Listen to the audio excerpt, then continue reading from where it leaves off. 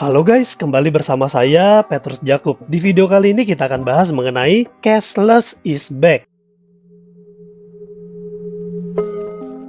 Teman-teman, kabar gembira nih, kabar sukacita nih. Tes klaim cashless dari Allianz ini sudah kembali normal seperti sedia kala. Di sini saya akan memberikan informasi mengenai memo dari Allianz, yaitu kita baca sama-sama nih. Dalam rangka memberikan kenyamanan dan kemudahan bagi nasabah dalam menggunakan fasilitas cashless, melalui memo ini kami sampaikan informasi terkait penggunaan fasilitas cashless sesuai dengan ketentuan polis untuk asuransi kesehatan yang diterbitkan oleh PT Asuransi Allianz Life Indonesia dan PT Asuransi Allianz Life Syariah Indonesia. Dan ini disebut Allianz Life dan juga Allianz Syariah dan disebutnya bersama-sama sebagai Allianz. Fasilitas cashless pertama, fasilitas cashless hanya dapat digunakan oleh nasabah, pertanggung atau pihak yang diasuransikan di rumah sakit dan klinik yang merupakan jaringan kesehatan yang dapat menyediakan fasilitas cashless. Bintang,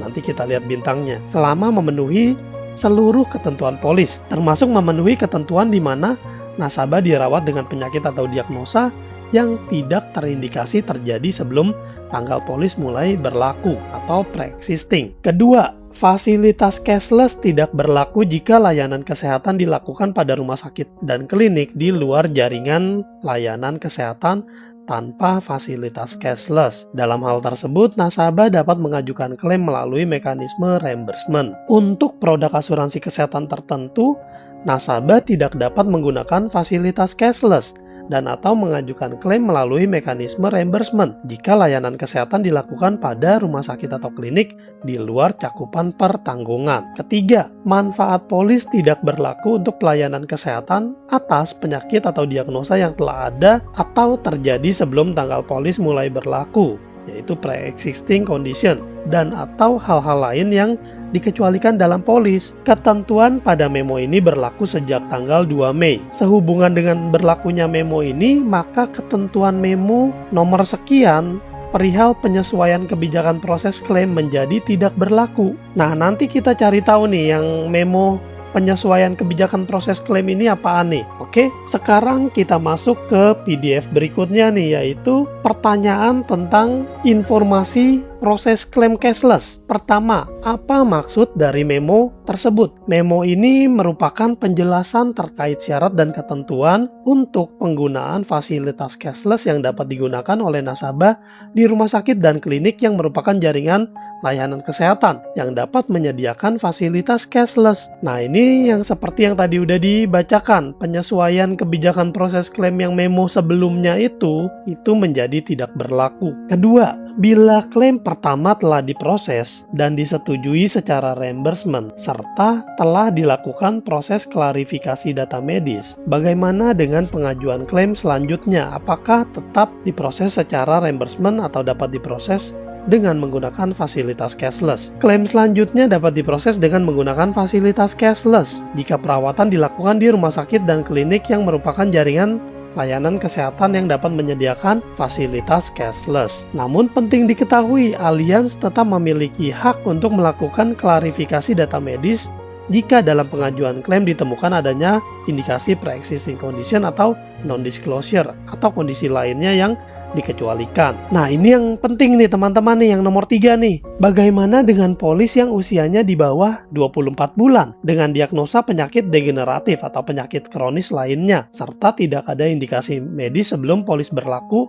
Apakah dapat diproses secara cashless? Kabar baiknya teman-teman, fasilitas cashless dapat digunakan oleh nasabah, termasuk nasabah yang usia polisnya masih di bawah 24 bulan dengan diagnosa penyakit degeneratif atau penyakit kronis lainnya jika perawatan dilakukan di rumah sakit dan klinik yang merupakan jaringan layanan kesehatan yang dapat menyediakan fasilitas cashless selama memenuhi seluruh ketentuan polis dan dibutuhkan secara medis, termasuk jika penyakit atau diagnosa tidak terindikasi terjadi sebelum polis berlaku. Wah, ini sih kabar sukacita banget nih teman-teman nih. Apakah polis yang melakukan konversi dapat langsung menggunakan fasilitas cashless? Polis yang melakukan konversi dapat menggunakan fasilitas cashless selama memenuhi seluruh ketentuan polis, termasuk jika penyakit atau diagnosa tidak terindikasi terjadi sebelum polis berlaku, dengan tetap mengikuti syarat dan ketentuan yang berlaku pada ketentuan konversi, yaitu masa tunggu atau periode eliminasi baru berlaku sejak tanggal konversi. Selama masa tunggu dan atau periode eliminasi akan berlaku manfaat dengan ketentuan plan lama. Kelima, jika nasabah telah melewati masa tunggu dan atau periode eliminasi sesuai ketentuan polis, apakah dapat menggunakan fasilitas cashless? Jawabannya bisa ya teman-teman ya, di sini panjang banget jadi saya singkat aja bisa. Nomor 6, faktor-faktor apa saja yang menyebabkan fasilitas cashless tidak berlaku? Pertama, sudah ada riwayat, yaitu pre-existing condition. Kedua, jaringan layanan kesehatannya itu tidak menyediakan fasilitas cashless. Ketiga, penyakit atau diagnosanya tidak memenuhi ketentuan polis. Nah, yang ini teman-teman bisa baca sendiri. Lalu ketujuh, dasar atau alasan alias melakukan proses re-underwriting sehingga polis dibatalkan atau permanent exclusion di mana riwayat penyakit nasabah tidak berhubungan dengan kondisi pre-existing. Pada saat pengajuan klaim terdapat informasi medis yang tidak diungkapkan oleh nasabah sebelum tanggal polis mulai berlaku, maka Allianz akan melakukan peninjauan ulang atas sebuah polis. Keputusan atas peninjauan ulang atas polis dapat mengakibatkan polis dibatalkan atau permanent exclusion. Apakah ketentuan yang diatur pada memo ini berlaku untuk polis individu dan polis kumpulan? Ketentuan ini berlaku untuk polis kesehatan individu, yaitu stand alone dan rider di Allianz Life dan Syariah, namun tidak berlaku untuk polis kumpulan. 9. Apakah berlaku di dalam dan di luar negeri? Iya. 10. Apakah ketentuan ini berlaku untuk polis yang melakukan pemulihan? Iya. 11. Jika nasabah telah menerima initial guarantee letter untuk perawatan di luar negeri namun ditemukan non-disclosure atau pre-existing condition, apakah IGL tersebut akan dibatalkan dan nasabah harus reimbursement? Iya. 12. Apakah fasilitas cashless dapat dilakukan pada rumah sakit dan klinik non-rekanan? Tidak. 13. Rumah sakit dan klinik mana saja yang merupakan jaringan layanan kesehatan yang dapat menyediakan fasilitas cashless? Ini teman-teman boleh minta sama agennya atau minta sama saya kalau teman-teman adalah nasabah saya. Tapi kalau bukan nasabah saya, sepertinya belum bisa nih. 14. Bagaimana prosedur pengajuan klaim asuransi kesehatan di Allianz Life dan Allianz Syariah? Untuk klaim, teman-teman bisa melihat link berikut. Produk asuransi kesehatan tertentu yang dimaksud pada memo apa saja, dan di mana nasabah tidak dapat menggunakan fasilitas cashless dan atau mengajukan klaim secara reimbursement jika layanan kesehatan dilakukan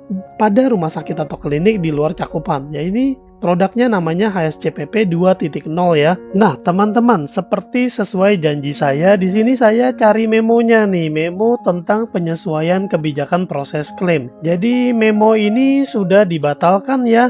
Yang mengenai penyakit degeneratif ini tidak bisa cashless untuk polis berusia kurang dari 24 bulan. Jadi jelas ya teman-teman ya. Ini saya close lagi. Saya ketinggalan dikit, tadi ada bintang yang di bagian sini kan ada reimbursement bintang. Ini bintangnya ini adalah informasi mengenai rumah sakit dan klinik yang merupakan jaringan layanan kesehatan yang dapat menyediakan fasilitas cashless, rumah sakit dan klinik di luar jaringan layanan kesehatan yang dapat diakses tanpa fasilitas cashless. Nah, ini informasinya, informasi tambahan aja. Jadi kalau ada info terbaru pasti saya akan infokan ya buat teman-teman. Jadi jangan lupa subscribe channel ini dan bagikan nih informasi ini ke teman-teman kalian yang sekiranya membutuhkan. Sampai jumpa di video lain. Saya Petrus Jacob. Tuhan memberkati. We're the one you can rely on. We are trusted.